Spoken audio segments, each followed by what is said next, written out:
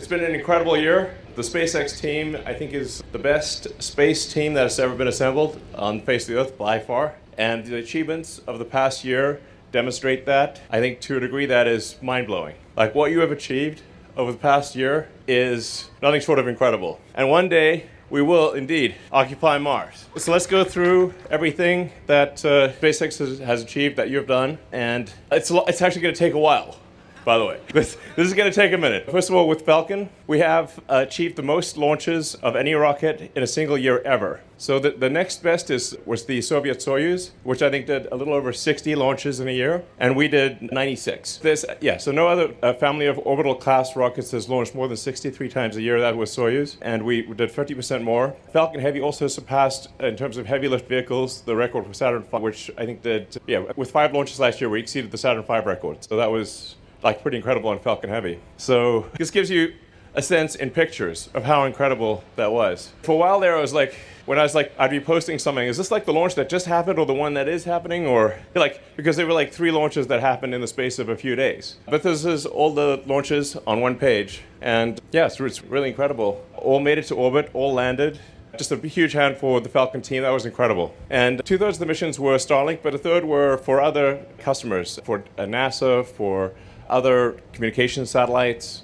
It was a combination of Starlink plus a lot of other missions. So even if you just take the non-Starlink portion of the flights, that was more than any other vehicle last year by a long shot. We launched NASA's Psyche, ESA's Euclid, the X-37B spaceplane, multiple transporter missions. We did missions for OneWeb, Viasat, and we're actually on contract to launch Amazon's Kuiper constellation. And we treat everyone fairly. So and we managed to do 19 flights on a single Falcon 9 booster, which is really incredible, in 3.5 years. So, and that booster did 860 satellites and delivered 260 metric tons to orbit. So it's like, wow. So there's a lot of wows. And it's worth, how long ago was it that we landed a booster? It was actually 8 years ago in December. Roughly 8 years ago. And since that time, we've landed 260 times. So 260 landings. It's just like, wow. There were a lot of people that said that it couldn't be done. And then there were a lot of people that said, even if it could be done, it's a dumb idea. That it wouldn't pay off. That it wouldn't make sense. But we've shown that, in fact, it is absolutely the right idea.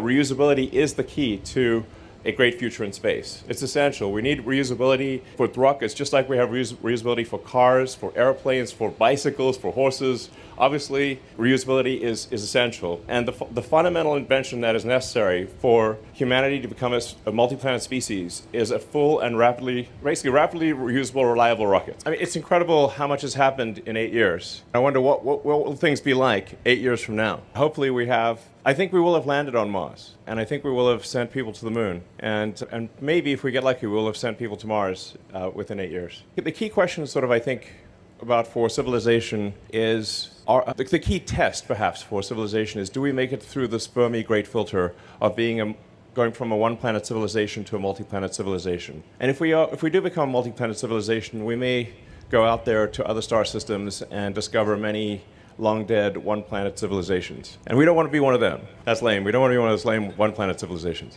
But I think we should always regard civilization as fragile, as not a situation where there is an inevitable upward trajectory.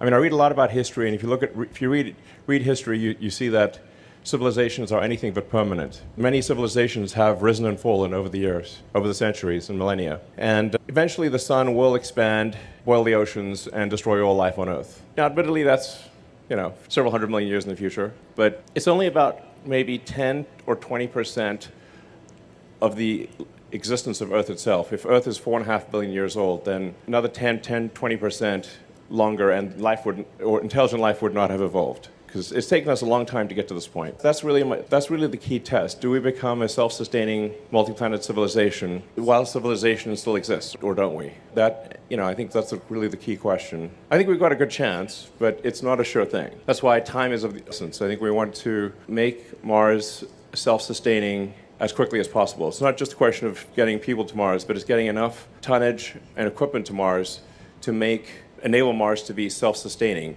The key test being that if the resupply ships from Earth stop coming for any reason, does Mars die out or does it continue? That's really the fundamental threshold to pass the Fermi paradox great filter. And the Fermi paradox is, where are the aliens? If life is common, if intelligent life is common, shouldn't we see a lot of evidence of it? Now, I get asked a lot about, aliens, actually. And I usually say I am one. Well, actually, I used to be, according to, Homeland Security. It said alien registration card, literally. I was like, okay. But the truth is, I actually have not seen any evidence of aliens, which I think is maybe a bit more troubling than if I had. I have not seen any, and I'd be on it. And you can pretty much guarantee that I would post about it instantly. Okay. I was like, yep, we got one. This is a spaceship for sure. But I have not seen anything. So that leads me to think that we're more likely to be a tiny candle of consciousness in a vast emptiness, a vast darkness. That the civilization that we have is really just this very small candle in a vast darkness, and we just must do everything possible to ensure that candle does not go out. Yeah. Anyway, I think we can do it. So, but we need to move fast, because you just never know. I mean, there could be, at any given point, like Stephen Hawking actually, I believe, said that he thought there was like roughly a 1% chance in any given century of civilization ending. That was his rough estimate. I think it actually might be higher than that. So we just want to go there fast. So this is getting back to Falcon 9, back to reality. These are all the launches we've done. And you can see how the cadence of launches has rapidly increased over time. And I think people online have actually assembled videos showing every launch. And it just gets like crazy fast as you get to 2023. Yeah, so we've done a 19.3 flight. We're now qualifying Falcon 9 to be able to do 40 flights. And we're aiming for maybe as much as 150 flights this year. And then let's not forget fairing recovery, because actually a lot of people don't realize we recover the fairing as well. This was actually very difficult to recover the fairing. So it costs an immense amount of effort. We now quite regularly recover the fairing, and we've reflown fairings 300 times. So congrats to the fairing recovery team. That was actually pretty damn hard. Oh, and then of course we do operate basically a small navy. I think people don't always know that, but we have drone ships and support ships of various kinds. So we've got a small fleet of ships, and we operate them very efficiently. I think people also sometimes don't know the size. Like, you can see the size of the ship by the person walking around on it. It's not small. So it looks cool. I like this sort of, it's kind of a Darth Vader aesthetic, but I like it. So, and we're also getting much better with pad turnaround.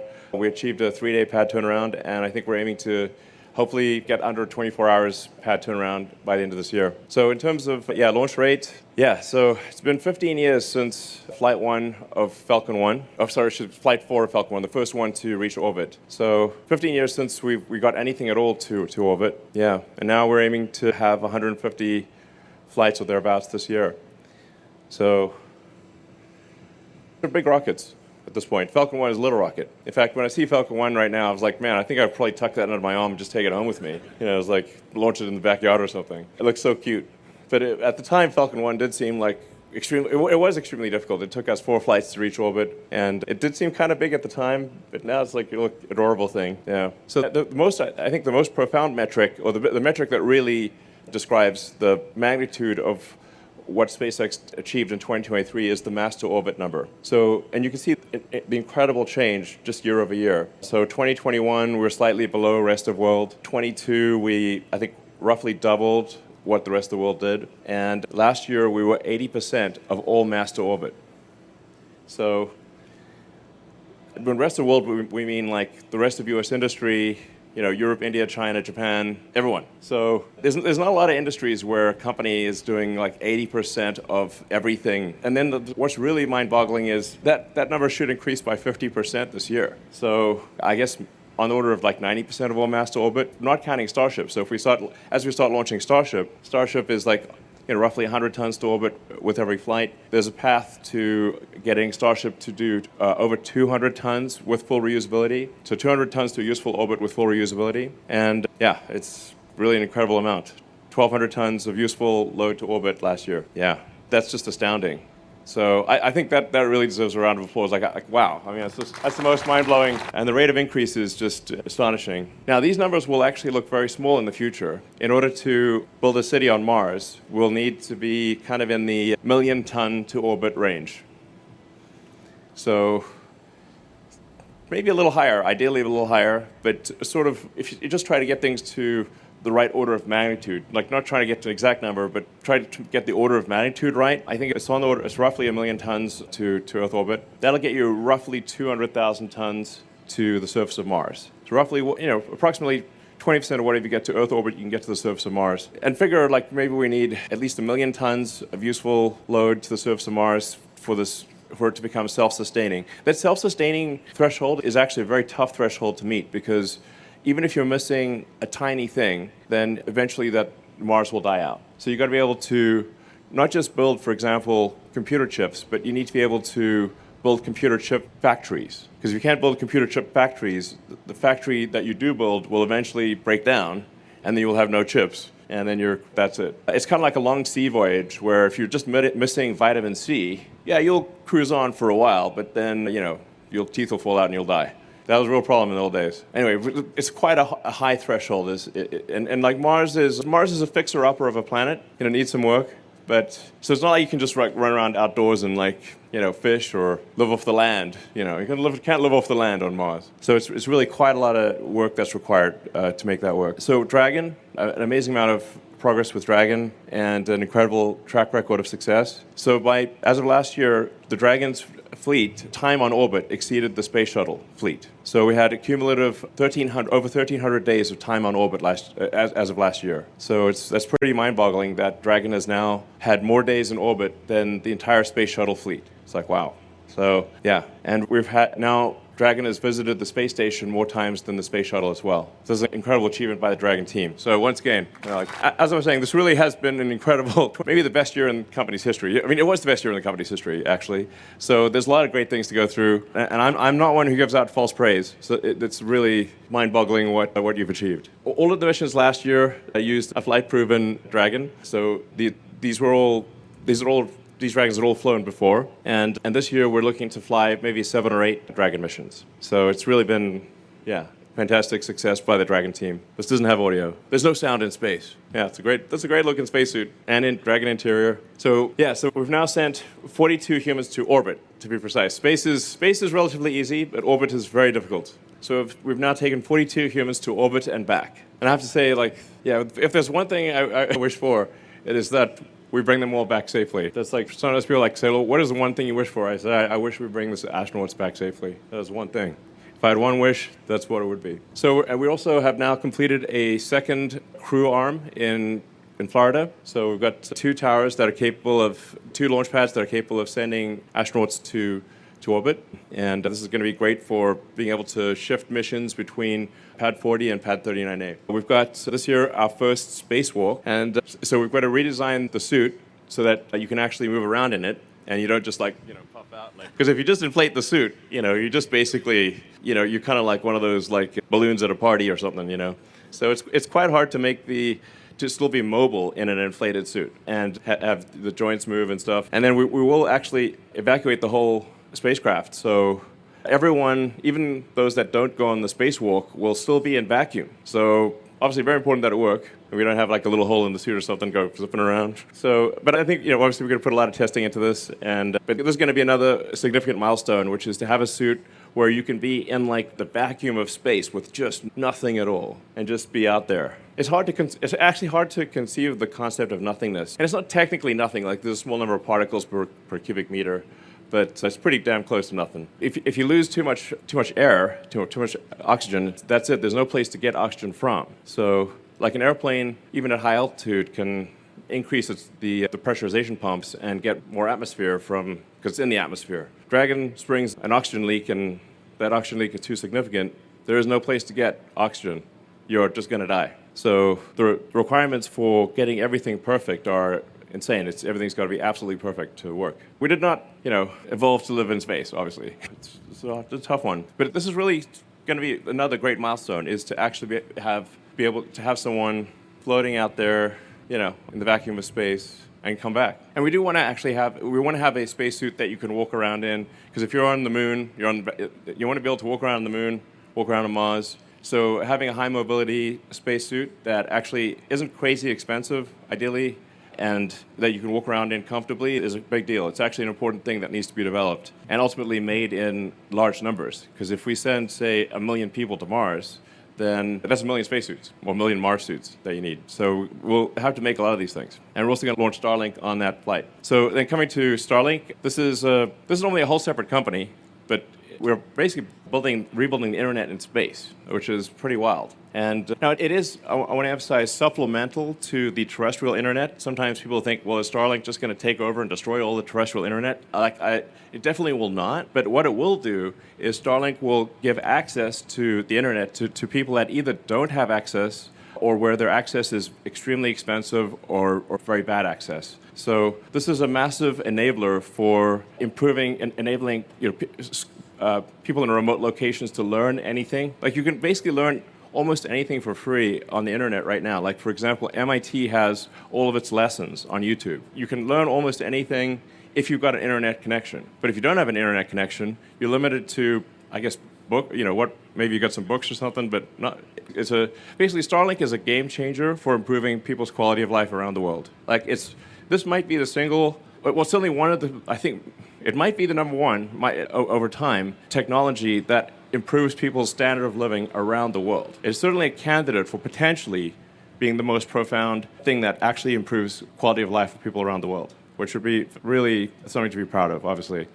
And we're now introducing the V2 Minis. This is next generation satellites that we've introduced into the constellation. And these are twice the capacity of last year, so from 88 terabits per second to 165. And our goal, the biggest single goal for Starlink from a technical standpoint is to get the mean latency below 20 milliseconds. So that actually makes it for immediacy for actually the quality of internet experience, this is actually a really big deal. Also, if you play video games like I sometimes do, this is also important, otherwise you lose. So this is, anyway, that's actually a very hard problem, but because we're a low Earth orbit constellation, the speed of light is, what do you think the speed of light is? 300 kilometers per millisecond. So if we're at 550 kilometers, think of it like roughly 2 milliseconds up, 2 milliseconds down. So if you go up, down, it's 8 milliseconds speed of light limitation. And then almost everything else we can actually address. Like we can't go faster than the speed of light yet, but probably ever. But we can get the rest of the time, I think, below 10 milliseconds. And so then basically it'll be more responsive than ground internet in most cases, which is really what we're after here. So this is really amazing work. We also have now launched the argon Hall thrusters, which are very low cost and use argon, which is plentiful. So we've gone from using krypton, which is not that rare. I mean, if Superman did come here, it'd be like, you can get some krypton, and squirt gun or something like that. And okay, now what? Krypton is a noble gas that it's moderately rare, but we would actually be using a huge percentage of the world's krypton if we were launching that with the Gen 2 satellites. And so we moved to argon. And argon is actually extremely plentiful. In fact, right now you are breathing approximately 1% argon. So there's a lot of argon. But this is really I think the first significant argon Hall thruster, and certainly by far the most cost efficient and most power efficient. And it was a really great job by the Starlink team to create this thruster. And many other upgrades to then there's the in-space laser stuff. I mean, so this is by far, I think we've now sent at least 1,000 times more data, maybe 10,000 times more data over laser links in space than any other system before. I think we'll soon be like 1 million times more data transferred, maybe more than that, through the Starlink laser interconnects between the satellites. So we now have 9,000 active space lasers. So sort of vaguely reminds me of Dr. Evil, lasers from space. Actually, well, I guess I made that joke a long time ago. It's like Dragon does have LiDAR. It has like a laser for, docking with the space station. So it's like dragons with lasers. I mean, that'd be better than sharks with lasers. And each laser link is capable of 100 gigabits per second, and we're looking to increase that. So let's see. This is animation of all the places where Starlink is active. So obviously, a lot of the Starlink activations depend on country approvals. So as we are able to get a country approval, then you see rapid adoption within a country. And hopefully we'll get most of the rest of the countries will get the approval hopefully this year. And we'll be able to go almost worldwide. Some countries are probably unlikely to approve our system, but most countries we think we should be able to get to. And our goal this year is to activate service in more than half of the world's population. So that'd be fantastic. But I do want to emphasize, because we're all going to put this presentation online, it's supplemental to terrestrial internet. It does not replace it. It is Starlink it does really well for like low population density areas, but it is really not going to be competitive in high density cities, or it's really low density situations, which is really where the need is. So anyway, it works well with other internet providers, is what I'm saying. Then we've got community gateways. I'm told this is a town called Unalaska. It's a real place. So we're a lot more gateways down. As we increase the number of gateways, that improves latency. We've now shipped our next-gen hardware. That's version 4 of the user terminal. So it allows us to lower the cost of Starlink. And we'll be introducing the Starlink Mini later this year, which can fit in a backpack. So that'll be pretty cool for anyone who wants a very portable Starlink. And then we just opened our Starlink factory in Bastrop, Texas. So that's just a little, about 20 minutes away from Austin. And this is going to be, yeah. I guess some of you guys are part of that. Yeah. In general, we're going to have like a massive round of applause for Starlink. That is for sure, because it's like the achievement level there is amazing. Actually, let's just have a massive round of applause. It's like, goddamn. Yeah. Sorry, it's hard to clap with this thing. Yeah. The Starlink achievements are really mind blowing. So it's. Like the Starlink system is an anomaly in the matrix. And then we also just recently launched our first direct-to-cell satellites, and we were able to send text messages directly from a phone to the satellite and then back down again. So we did intentionally misspell these things, by the way. So although actually when I first saw it, I was like, is this real? It turns out it is in fact real. This is, some Dogecoin jokes, basically. So yeah, and anyway, so it's kind of amazing that you can actually close the link between a phone in your hand and a satellite that's hundreds of miles away. And the satellite can hear the tiny signal that your phone is outputting, which is like such a faint whisper, it's ridiculous. But it can actually somehow hear that faint whisper and be able to communicate with a phone is, I think, it's one of those things like, I wasn't sure, is that actually physically possible? But it is. Now, I do want to emphasize this is also not a competitor to phone companies. This is something that will be supplemental, so it's going to be very helpful for remote areas where there's no cell connectivity, or once in a while within a city, if there is a place that has no connectivity within a city, then Starlink will be able to communicate with phones. But I think it's something on the order of 7 megabits per second within a cell, and the cells are hundreds of square miles or kilometers in size. So it's good for text messages. You could technically do video if you're the only one, or if there's only a few people in that cell, like if you're in the middle of the Pacific or something like that, but it is something that is going to be very helpful and will, I think, save lives of people. If somebody's sort of hiking in a remote region and they get lost, well, now their phone could actually work, and I think it will actually save a lot of lives, which is cool. And then we have 7 announced partnerships. So we've got T-Mobile in the US, Rogers in Canada, Optus in Australia, One New Zealand, Salt in Switzerland, KDDI in Japan, and Entel in Chile and Peru. And we expect to announce a number of other telco partnerships this year. So this is definitely something where we're, again, in partnership with telcos. I just basically don't want telcos to get really mad at us. That's what I'm saying. We want to support the telcos. And then, of course, this is slowed down a little. But that first launch did take a while to get off the pad. When that took off, I was like, wow, I can't believe it took off.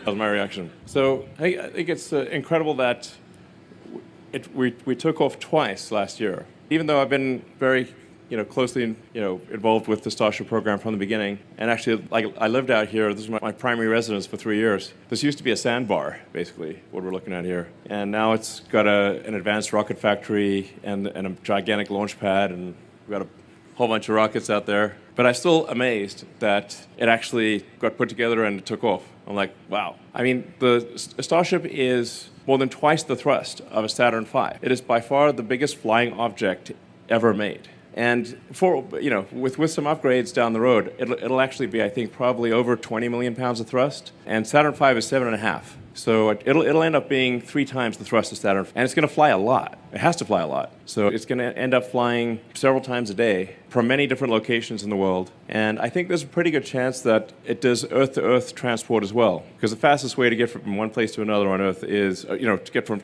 here to the other side of Earth is an intercontinental ballistic missile. But just make sure you delete the nuke and add the landing part. Basically, that's the fastest way to get somewhere. Yeah, wow. And then between Flight 1 and 2, we made a number of massive upgrades. So there was obviously a massive upgrade to the launch pad. So we've got like a mini Niagara Falls here. The water pressure is so much that if it went straight up, it would actually destroy the rocket. That's how much water pressure it is. So it's like, wow. And it worked. Actually, went and looked at one of the first things I went and looked at after the second launch was to check out the launch pad, because obviously after the first launch we dug a pretty big hole, and honestly it looked like there was no damage at all. Like you could just launch again basically for the pad itself. So it's great work by the team to radically improve the launch pad overnight. People always want to use the Statue of Liberty for stuff. Statue of Liberty is not that big. I was been there. I actually climbed up the Statue of Liberty in the tiny staircase a long time ago. But anyway, this is a big rocket, and it will get bigger over time. Yeah. So I don't know if you guys watched Kong vs. Godzilla. It's one of the most insane movies I've ever seen, but it's kind of entertaining in its sheer madness. And the crazy thing is that our launch tower is bigger than Mechagodzilla, and it's going to do basically the same thing, but with the arms, catch the rocket. And when I tell people yeah, we're going to catch the largest flying object ever with giant mechanical arms, they're like, there's no way that's real. I mean, we could give it legs too. Just give it legs and have it tromp around. That'd be pretty cool. And then we're also going to build a second tower. Yeah. We're going to really be launching a lot, and we're going to be upgrading one tower while we launch from another tower, so 2 towers is important. And there are actually so many upgrades between Flight 1 and 2 that it would actually take hours to go through them all. But one of the biggest upgrades was going from hydraulic to electric of the engines. So that actually saved a lot of mass and complexity. So yeah, the electric TVC, I mean, it was just, this is one of the biggest upgrades. We also massively upgraded the heat shield. The engines themselves were massively upgraded. Literally everything on the rocket was there might have been thousands of upgrades between Flight 1 and 2. So really gigantic improvement between Flight 1 and 2, and also obviously many improvements between Flight 2 and 3. And then we've got a whole development plan to, like I said, ultimately get to a fully reusable rocket that does over 200 tons to orbit on a regular basis. Full reusability. Yeah. Hot staging. I mean, hot staging was a change that was basically, I don't know, just really within a space of 3 or 4 months, maybe less, going from previously just separating the rocket without anything to actually lighting the upper stage engines while the first stage engines are still thrusting and not blowing up the ship, that was an amazing achievement. So I was like, wow, and it worked. So I was like, wow. So then let's look at Flight 2. Attention all operators on countdown 1. This is the final go for Flight 2 of Starship. ERT 0 is at 7 a.m. Central. Raptor 1. Go. Raptor 2. Go. Stage 1. Go. Stage 2. Go. Copy, go for flight. Clock is rolling. 10, 8, 7, 6, 5, 4, 3, 2, 1. We have Boost stretcher cut off. Separation. So yeah, big round of applause, guys. Wow. So flights actually almost made it to orbit. So in fact, ironically, if it had a payload, it would have made it to orbit. Because the reason that it actually didn't quite make it to orbit was we vented the liquid oxygen, and the liquid oxygen ultimately led to fire and an explosion. We wanted to vent the liquid oxygen because we normally wouldn't have that liquid oxygen if we had a payload. So ironically, if it had a payload, it would have reached orbit. And so I think we've got a really good shot of reaching orbit with Flight 3, and then a rapid cadence to achieve full and rapid reusability. And I mean, the mind-blowing thing is, there is an actual path that we are on to make life multiplanetary. Can you friggin' believe that? What? We just got to get it done before civilization ends. But I think it's going to happen. Yeah, right here. So anyway, so in terms of getting there, we obviously want to accelerate the production and testing, get to a high cadence. For any given technology development, it is, how many iterations do you have, and what is the amount of time between each iteration? So every time we launch or do a test, we learn something more.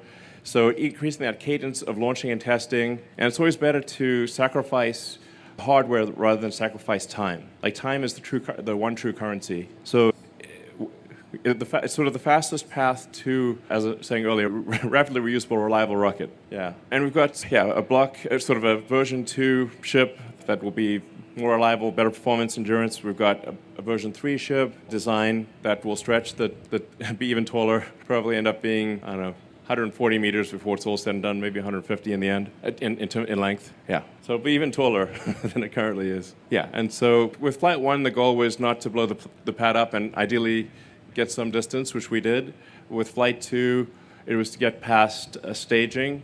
So we achieved the goal of getting past staging and almost to orbit. And then flight 3, we want to get to orbit, and we want to do an in-space engine burn from the header tank and prove that we can reliably deorbit. We want to do a tipping point header domain propellant transfer. This is important for the NASA Artemis program. And we want to also demonstrate the payload door for the sort of Pez dispenser for delivering the Starlink, the V2 non-mini, actually probably V3 technically, but the really giant satellites to orbit. Yeah. So, like I said, the mass orbit ultimately of Starship will be, over time, I think millions of tons to orbit. So compared to present day mass to orbit, it'll be more than 1,000 times, more than 1,000 times greater than mass to orbit currently. That's what it will be eventually, or it needs to be. So we also want to demonstrate on-orbit refilling. This is very important for the NASA Artemis program. So we're very proud to be part of the NASA Artemis program.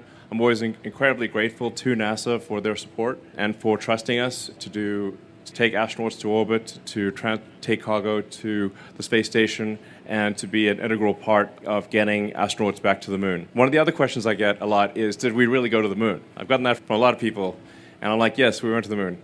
More than once, in fact. But the crazy thing is that it's been over half a century since we last went to the moon. So, I think that's what causes people to be skeptical. Like, how come we can't go to the moon now? It was 66 years from the first controlled powered flight of the Wright brothers in 1903 to landing on the moon in 69. So only 66 years. 50 years have passed since we last went to the moon. But now we're going to go back there, and we're going to go back there soon. And we're not going to just go, I think, the next step, I think, is to build a moon base, like Moonbase Alpha. Make sci-fi real, not to remove the fire part of sci-fi.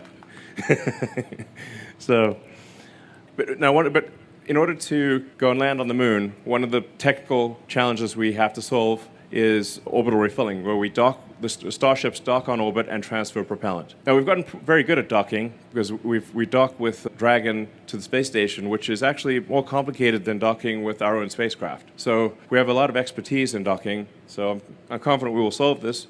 And we just ideally want to solve it, hopefully by the end of this year, but certainly by next year. And that's a big deal. This is one of the fundamental technologies that's necessary to build a city on Mars and to have a moon base. And then, we'll also be launching some very big satellites, world's biggest Pez dispenser. And we do hope to do this by the end of this year. And then, more about the NASA Human Landing System.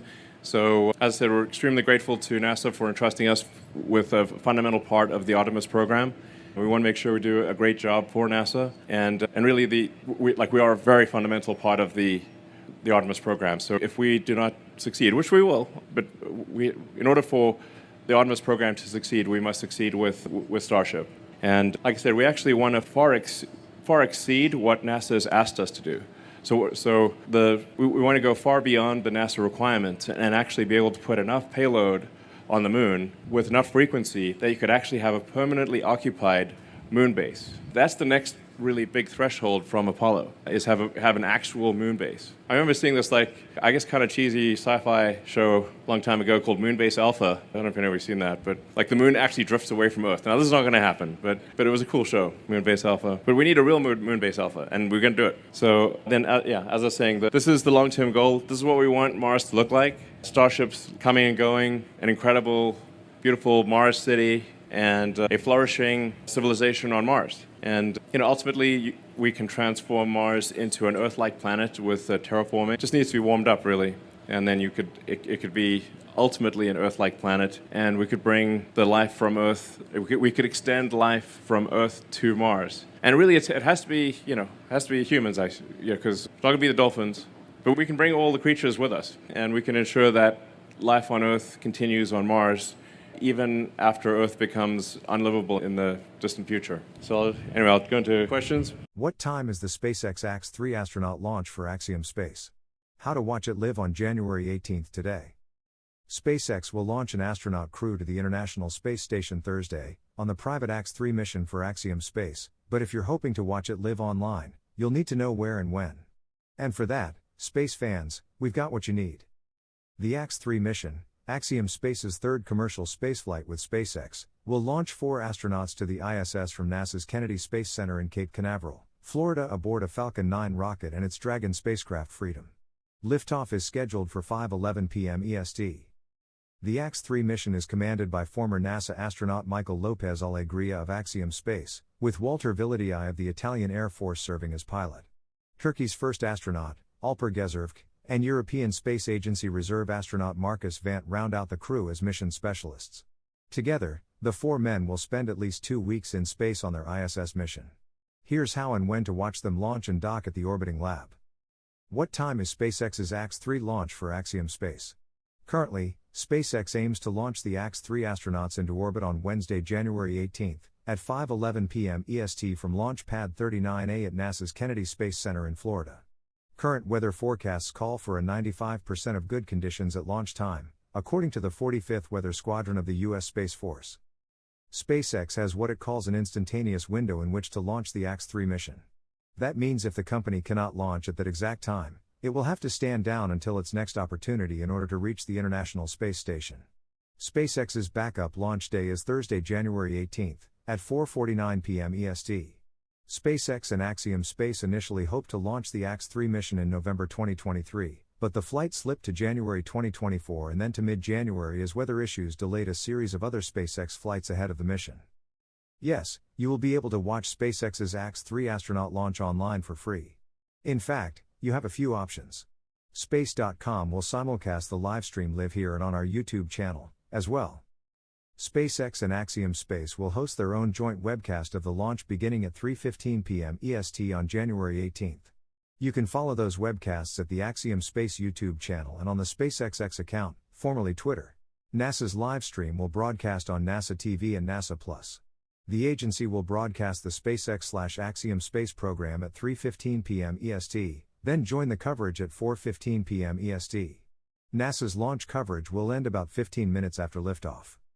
SpaceX, Axiom Space and NASA will also offer live views of the AX-3 Dragon spacecraft's docking at the International Space Station, which is scheduled to occur on Friday, January 19, at 5:15 a.m. EST, 1015 GMT. NASA's live stream of the docking will begin at 3:30 a.m. EST and run through docking itself.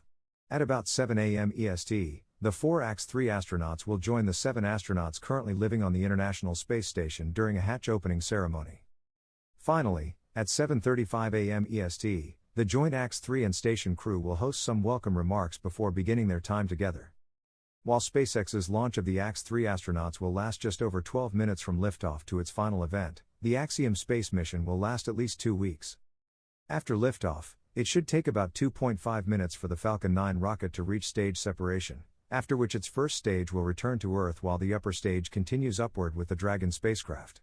The first stage should land just under 8 minutes after liftoff at SpaceX's Landing Zone 1 at Cape Canaveral Space Force Station, according to a mission description. The Dragon capsule will separate from the Falcon 9 upper stage about 12 minutes after liftoff, deploying its nose cone to expose its docking port less than a minute later. What if SpaceX can't launch the AX-3 mission? SpaceX has at least one backup day set up in case it cannot launch the AX-3 astronaut mission to the International Space Station on January 18 as planned. A second backup day on January 19 may also be available. If a January 18 launch isn't possible, SpaceX can try again on next day depending on the nature of any delay. Like with the January 18 date, SpaceX is expected to have an instantaneous window for a January 19 launch attempt. There is a 90% chance of good weather for launch on January 19, according to the 45th Weather Squadron. If SpaceX is still unable to launch the AX-3 mission on January 18, then its next option will likely be on Friday, January 19, but weather conditions will worsen slightly to a 75% of good weather, according to Space Force officials. The main concerns that day are thick cumulus clouds and the potential for SpaceX's Falcon 9 to fly through precipitation, the Space Force said.